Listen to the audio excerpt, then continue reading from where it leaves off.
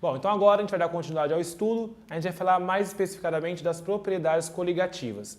Mas antes disso, ó, sempre vou falar, né, e sempre para depois, sempre para depois. Então olha só, antes de falar da primeira propriedade coligativa, até vou explicar o que é uma propriedade coligativa, a gente tem que entender o que é a pressão de vapor. Então imagine que vocês têm aqui um recipiente com água, tá? A água que é vida, que é luz. Então olha só, então a gente tem a água, com o aquecimento, o que acontece? Ocorre a vaporização das moléculas, tá? Então aqui ocorre vaporização, tá? Porém, então a água ela vai se vaporizando, se transformando em vapor e vai vaporizando. Esse vapor de água, essas moléculas que estão no estado gasoso, elas podem bater no corpo de água e retornar, tá? Ocorrendo então condensação, tá? Então é sempre assim, vaporiza, o vapor bate na água e retorna, e aí fica nesse equilíbrio que nós chamamos de equilíbrio dinâmico. Não é equilíbrio químico, é um equilíbrio dinâmico, por quê? Porque a taxa de vaporização da água ela é igual à taxa de condensação. Ou seja, a quantidade de moléculas, a quantidade de moléculas que sai do líquido e vai para o gasoso é igual, é equivalente à quantidade de moléculas que estão no gasoso e retornam para o líquido. Fica nesse equilíbrio, tá? Sente? Ou seja, seria um equilíbrio entre líquido e gasoso. Lembra que nós falamos desse equilíbrio lá no diagrama de fases, lembra? Quando nós tínhamos sólido, líquido e gasoso. Tinha esse equilíbrio lá no diagrama de fases. Que é justamente o quê? Que era essa linha aqui, lembra? Que era o equilíbrio entre o líquido e o gasoso, tá? Então o equilíbrio químico não, né? O equilíbrio dinâmico ele pode ser representado por essa linhazinha aqui. Beleza? E o que é a pressão de vapor? A pressão de vapor vai ser o quê? A pressão que o gás exerce sobre o líquido quando atingir o equilíbrio dinâmico. Quando atingir o equilíbrio dinâmico. O equilíbrio dinâmico. Ou seja, então chegou no equilíbrio dinâmico, o líquido virou gás, o gás vira líquido, está em equilíbrio. A pressão que esse vapor, que esse gás está fazendo sobre esse líquido, quando eles estão em equilíbrio dinâmico, é chamado de pressão de vapor.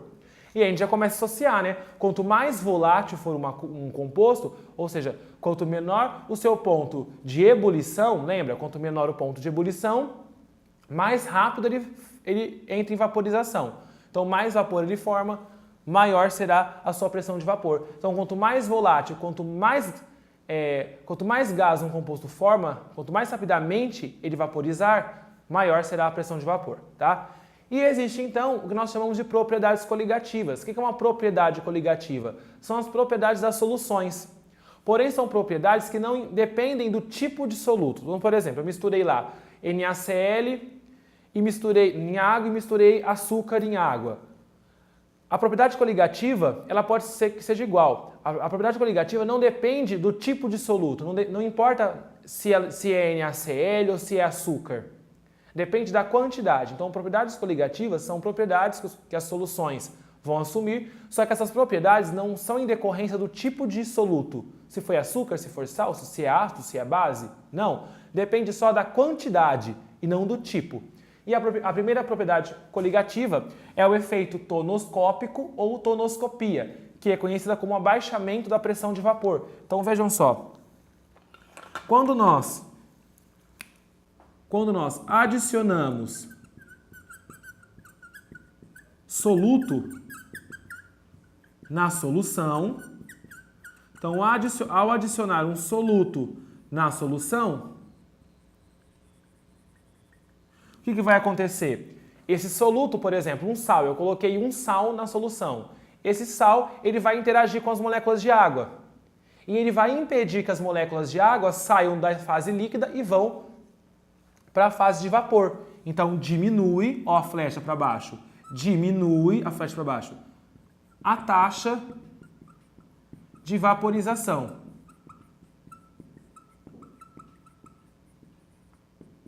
Por que diminui a taxa de vaporização? Porque o soluto interage com a água e impede, por interação eletrostática, ele interage e impede com que a água vaporize. Portanto, se forma menos vapor. Então nós teremos menos vapor. E se nós temos menos vapor fazendo pressão. Portanto, nós temos menor pressão de vapor. Então, diminui a pressão de vapor.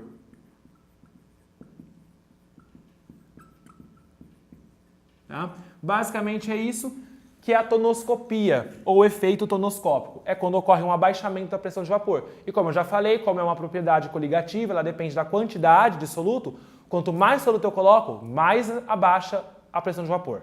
Beleza? Então vamos para a próxima propriedade. Bom, além da tonoscopia, também existe uma segunda propriedade coligativa, que é a ebulioscopia, que nós chamamos de aumento da temperatura de ebulição. Então o que é isso?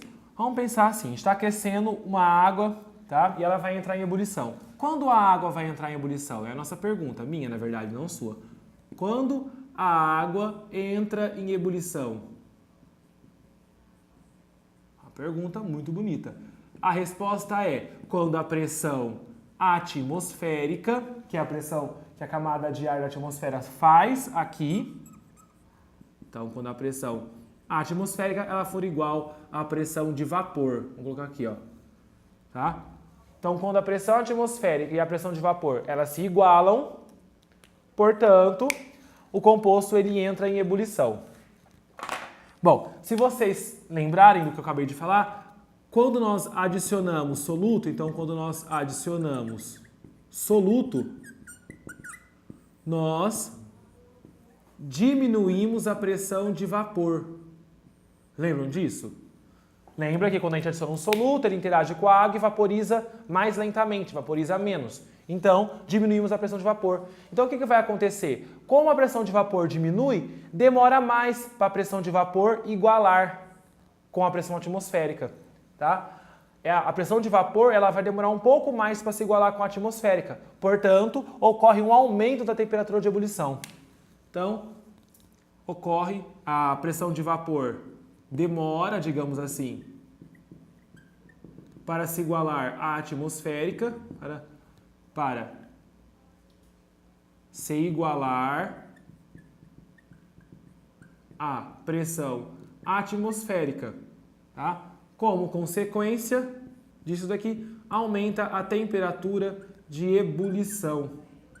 Ou seja, se a pressão de vapor é menor e vai demorar para se igualar à atmosférica, a temperatura de ebulição vai ter que ser maior para o composto entrar em ebulição. A ebulição demora mais, beleza? E lembrando que quanto mais soluto, maior o aumento da temperatura de ebulição. E a terceira propriedade coligativa é a crioscopia. O que é crioscopia? É diminuição da temperatura de congelamento. Fecha parênteses, que é importante os parênteses fechados. Então, olha só. Quando nós adicionamos soluto, então nós adicionamos soluto. O soluto, digamos que ele diminui a movimentação das moléculas de água.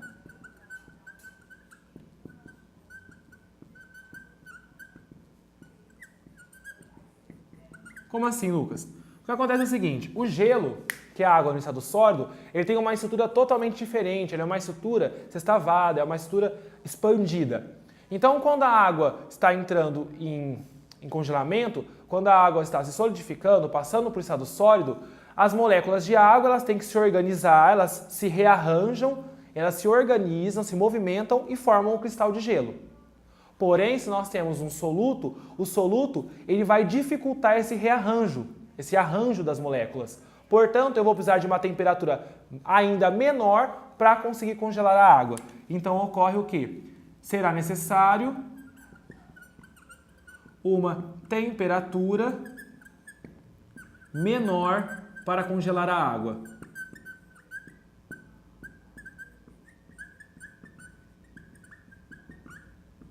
tá? Por que vai precisar de uma temperatura menor? Por quê? Porque o soluto dificulta a organização das moléculas para formar um cristal de gelo, então vai ter que ter uma temperatura muito mais baixa, alguns graus mais baixa, para poder congelar a água. E esse é o princípio do etileno-glicol, que é o anticongelante utilizado, por exemplo, nos radiadores de automóveis. Por que se coloca etileno-glicol nos radiadores? O etileno-glicol aumenta, ele é um soluto, então nós estamos adicionando um soluto no radiador. Então, ele vai dificultar a organização das moléculas de água para formar o gelo e, consequentemente, nós vamos precisar de uma temperatura mais baixa para a água congelar, e aí ela não congela no radiador. Mesma coisa, por que em países que neva, que não é o caso do Brasil, pelo menos nessa cidade aqui que eu moro, por que a gente tem que jogar sal? Eu não, né? A gente não. Por que se joga sal, utiliza-se sal na neve? Porque o sal é um soluto, adicionei soluto, dificulta a movimentação das moléculas de água, elas vão com mais dificuldade formar o gelo, então abaixa a temperatura de congelamento. Eu precisaria de uma temperatura menor do que está para congelar a água. Beleza? Vamos fazer um exercício e ver como isso cai no vestibular.